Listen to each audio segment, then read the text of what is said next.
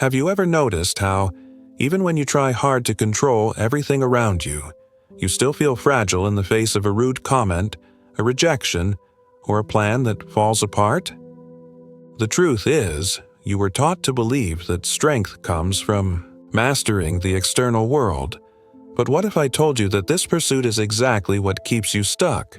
Here's the secret no one tells you. No amount of control over circumstances will heal the vulnerability you carry within. Because the problem was never out there.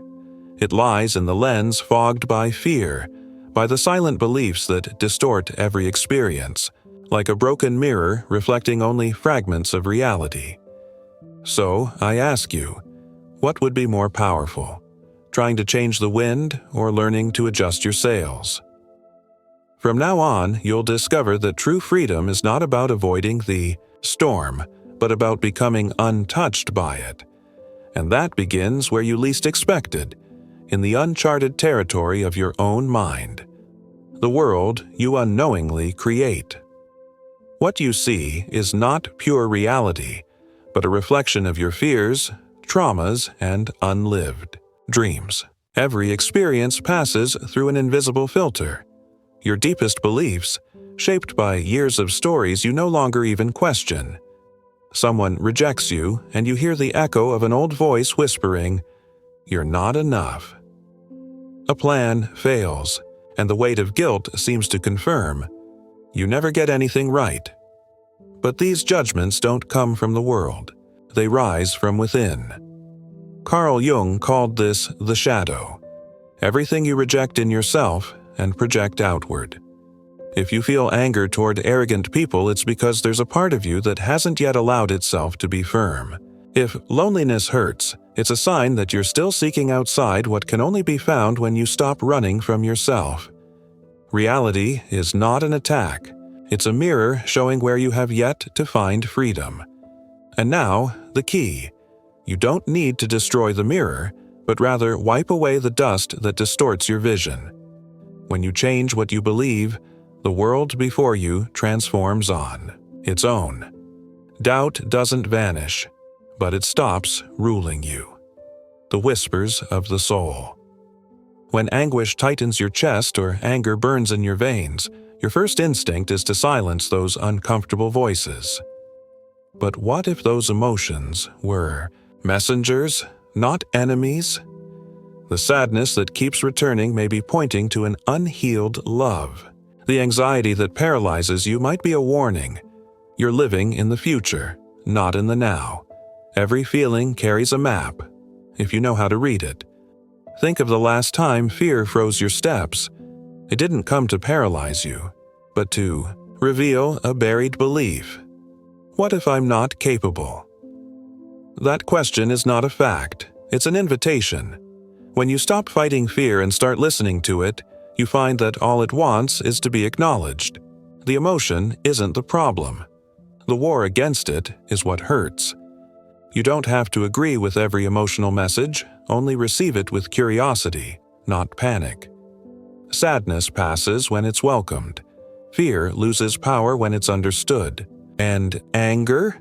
It turns into wisdom when you realize it's not about the other person. It's about the boundaries you haven't yet learned to honor. The wisdom of the inner witness. Within you lies a silent space that is never shaken, a place of witness that observes the mind's dramas without getting lost in them. When anxiety arrives with its catastrophic stories, or anger demands impulsive reactions, this observer remains still, like the sky untouched by the storm. It doesn't judge. It doesn't react. It simply sees. And that is your most overlooked power. Try this. Next time a strong emotion arises, take a deep breath and ask yourself, who is noticing this feeling? You are not the passing cloud of anger or the gust of fear. You are the vast space that holds them. This simple shift in perspective changes everything. Thought stops being a command and becomes merely an invitation you can accept or decline. Mastering. This art is like learning to sail rough seas without capsizing. The waves still come, but you no longer mistake yourself for them. Little by little, you discover you've always had this freedom. You just needed to stop fighting the reflections in the mirror to see who's really holding it. The secret garden of the mind. Your brain is fertile soil where every thought planted grows toward the sun of reality. For years, you've been watering seeds of doubt and fear without realizing it, and now you're harvesting their bitter fruit. But the soil never chooses what sprouts. It only nurtures what is sown. What kind of harvest do you want to live from now on? Neuroscientists have discovered that our mental patterns create neural pathways, like trails in a forest. The more we walk the same thought, the deeper the trail becomes. But what if you started walking new paths? When the old thought, "I can't do it," arises, gently try planting, "I'm learning." Repeat it until your neurons build a new, blooming road. You are not stuck with the mental garden you inherited. At every moment, the hands of your attention can pull out weeds and sow new possibilities. The secret? Consistency, not force. The mind resists revolutions but surrenders to gentle transformation. What will be the first seed of power you plant today? Facing the broken mirrors. There is a part of you that has never been brought into the light, the part you judge as unacceptable, the one you hide in the cellar of your consciousness. When someone deeply irritates you, it's not their flaw being revealed, but a fragment of yourself that you refuse to acknowledge. The arrogant colleague might be mirroring your own inner voice that never dared to assert itself. The emotionally distant partner, perhaps exposing your ancestral fear of fully opening up. Working with the shadow is not about blame, but about reclaiming your lost pieces. Start with this simple exercise. When a person or situation triggers a strong reaction in you, ask, "What does this reveal about what I deny in myself?" The anger that arises when you're interrupted may hide your own difficulty in expressing yourself. The sting of envy reveals unspoken desires. This is the most powerful emotional alchemy, transforming what you reject into fuel for your evolution.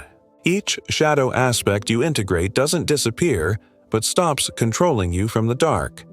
And then, something magical happens. The people who used to shake you lose all power over your balance, because the problem was never in them. The power that was never outside. How many times have you handed over the reins of your well-being to circumstances or people? The liberating truth is this: no one can make you feel anything without your unconscious permission. That comment that hurt you, that situation that destabilized you, they only echoed because they touched something already inside you, waiting to be healed. Emotional responsibility doesn't mean blaming yourself for feeling, but recognizing that you are the architect of your reactions. When your boss yells, you can choose to hear only the noise of their own frustrations, not a truth about your worth. When a stranger judges you, you can decide whether it's an attack or just a reflection of their own shadows. This is the deepest level of freedom, to stop waiting for the world to change so you can be at peace. Instead, take command of the one thing you truly control, how you interpret and respond to everything. When that happens, the same situations that used to knock you down become nothing more than wind passing by a mountain, present but unable to move it. The journey of the essential self. There comes a crucial moment when you stop being a character written by others' expectations and become the author of your own story. Jung called this individuation, not an act of rebellion, but a sacred return to your most authentic core. How many masks are you still wearing to please, to be accepted, to avoid discomfort? Each of them is a veil between you and your untamed essence. Emotional autonomy is born when you stop asking for permission to exist. It's not about selfishness, but about honoring the life that pulses within you, your rhythms, your truths, your unique way of feeling the world. The fear of being judged loses power when you realize those who make the rules are also trapped in their own mental cages. Your freedom doesn't depend on others' understanding. When you stop seeking external approval, something revolutionary happens. People begin to respect your boundaries naturally, as if recognizing an authority that had always been there, just waiting to be claimed. Loneliness transforms into sacred solitude, and each no spoken with love becomes a yes to your soul. This is the paradox. The more you become who you truly are, the less you need to prove anything to anyone. The silence that holds everything. We've reached the core of it all. Freedom isn't found in what you achieve, but in what no longer controls you. When praise no longer intoxicates you with pride and criticism no longer poisons you with doubt, you discover the oldest secret. You were already free, just distracted by the noise of the mind. This is the sublime paradox. The less you need to prove, the more you possess. Notice how nature never asks for permission to be. The rose doesn't debate its worth. The river doesn't question its course. Your essence holds that same organic wisdom, suffocated only by the stories you've mistaken for reality. The most fulfilling moments in your life were likely those in which you forgot to evaluate yourself and simply existed, undivided between what is and what should be. Now you know. Peace is not a destination, but the space between one thought and another. Not something to be achieved, but something to be recognized. When everything within you is allowed to be, fear, joy, uncertainty, without any of it needing to define you, you will feel the lightness of someone who no longer bears the weight of being just a character. All that remains is to be, and that not even the whole world can take from you.